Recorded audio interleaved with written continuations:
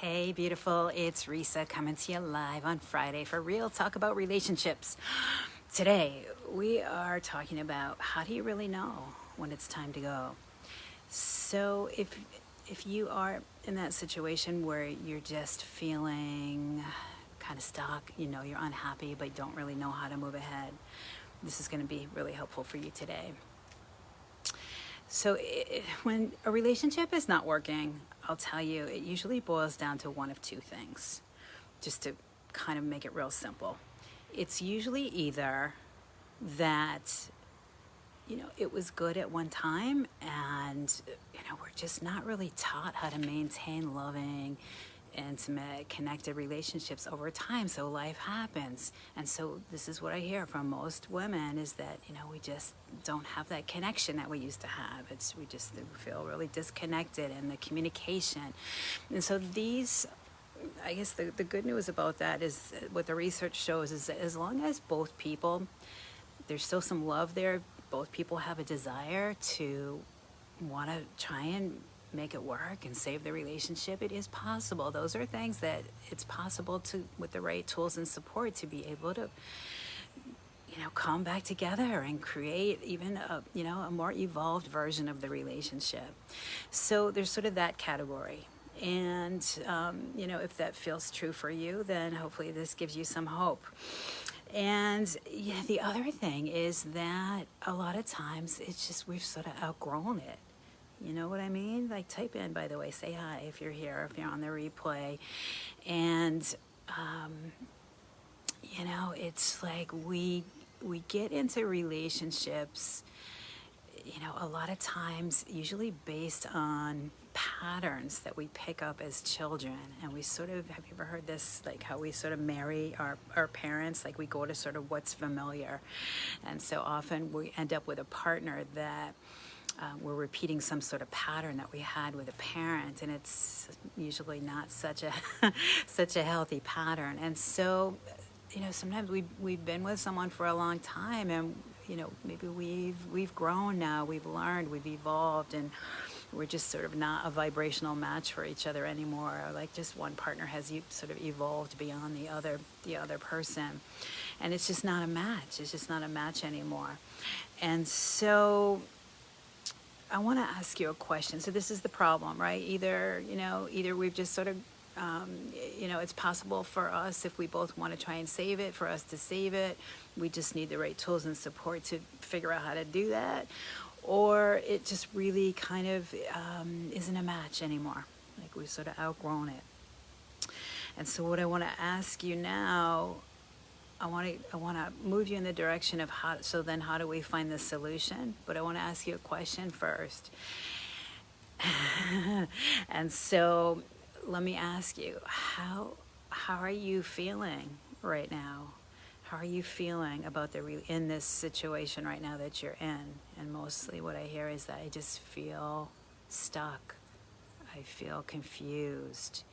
I feel like I'm asking you this because if you're feeling that sense of like, I'm just feeling kind of stuck and I'm just feeling kind of like a victim in this situation, like I just don't really know what to do. I don't feel like I have the power to really create the change that I want. I'm confused. So just, that feeling like when you just feel like just kind of powerless, right, in a situation.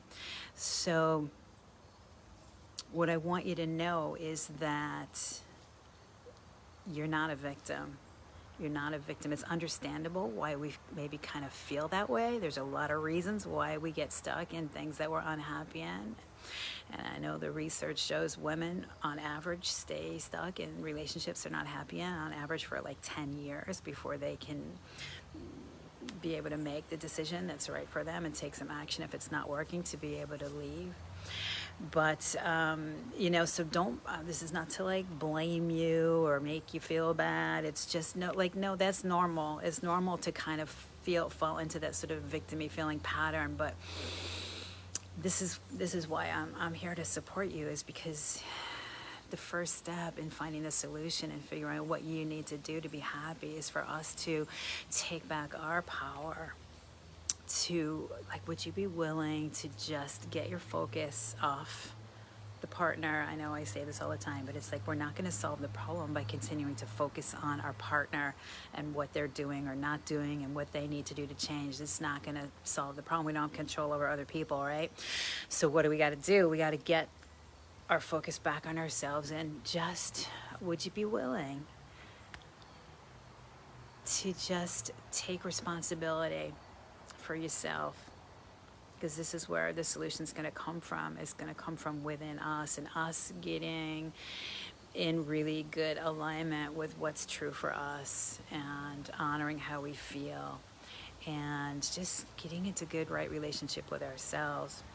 Because I'll tell you, and maybe many of you have heard this story from me before, but you know, I just, my big learning from my marriage was that I just did not realize how much I was still depending on my partner to just sort of give me that sense of security, that, I don't know, sense of okayness, that sense of who I am, sense of identity, sense of self-esteem. I was looking for, you know, for that sense of love and approval from someone outside of me. And I think that we kind of all do that to some extent. Would you agree? Type in if this is resonating with you. You know, it's sort of how we're taught. It's like we're looking, most of us are sort of looking to other people to make us happy. And it just doesn't work that way, you know? So as long as we're depending on another person to make us happy, then it's never going to work. You're never going to be happy, because you know what we really need is we really need to feel that love and approval from ourselves first. And so that's the foundation for authentic, healthy, loving relationship, right? I don't want to be with someone who's needing me to be a certain way in order to make them happy. Do you? You know, and our partners don't want that either. And so that puts a lot of pressure on people. And you know what? We're all just trying to do the best we can to make ourselves happy, never mind having to feel responsible for anyone else's happiness, right? So this is where it begins. It's like we've got to just happily take back our responsibility. I know that word, it kind of has negative connotations, right? Oh, we've got so much responsibility. But it really means it's the ability to respond. You know, it feels good to be able to sit in a place of power and say, all right, you know what? I'm willing to look within myself and, you know, take my personal accountability and look at what do I need to do? What do I need to do to make me happy? And sort out and get really clear on what I need. And that's not to say, like, you know, I always say this, it's not to say that there aren't things that wouldn't need to change in order for you to stay in that relationship and be happy, but it starts with us, right? And just to know that your relationship is an opportunity for transformation, darlings. This is the work that I do with people in my Be True to You coaching program and all the trainings we do, is that I'm inviting you right now to, let's use whatever is going on in your life, whatever's going on in your relationship. It's an opportunity for growth if we're willing to, you know, harvest what it has to offer. And I know it's not to make light of it. Like I know it's painful. It's not easy to be in that question, to, you know, be in a relationship you're not happy in and be feeling stuck and all of that. But I'll tell you, you know, I look back now on that situation in my marriage. I was married to a man who was struggling with alcoholism and depression. And oh boy, did I learn a lot about myself in that and how to navigate these, you know, these kind of challenges. So this way I bring a lot of my understanding, you know, from my own life experience. And, you know, it was probably the most painful time in my life, honestly. And looking back on it now, I never would have thought I'd be telling you that I'm actually really grateful for that experience, because it allowed me to blossom and grow into the person I am now. It was through that experience that I really learned, you know, the relationship. It was a mirror, painful at first to look into, but a beautiful opportunity for growth. And so this is what I know is possible for you too, is that regardless of what ends up happening with your relationship, the work that we can do together is just helping you get clear, get in really good, loving, right relationship with yourself, so that you can sort out and see if I can make it work, or if if it's time for me to lovingly release it and be able to do that in a most loving and amicable way as possible. And so, there's actually a process that we can go through in order to get that clarity. I call it the relationship clarity process. But it starts here. It starts right now with us being willing to stop focusing on the partner and what they need to be doing differently, and look at, all right, where am I in this, and taking responsibility for our own happiness and getting in good, loving, right relationship with ourselves, looking at using the relationship as an opportunity for growth. What is it in me that's getting triggered? It's sort of the rest. That's the relationship. It's like a mirror, and, people push our buttons, and those are actually, we call that triggers as treasures in the transformational work that I do, because those are actually opportunities for us to look within and heal all those wounded little parts of us that, we all have our stuff, right? From childhood, our wounds within ourselves. So where we need to come into greater wholeness and self-acceptance and self-love, and that is our natural state. So this is why I'm excited. I'm excited that you're here, and I know, as painful as it is right now from where I sit, if we're willing to take responsibility for ourselves, it's just an opportunity for transformation and healing. Right? I get the image of a beautiful butterfly.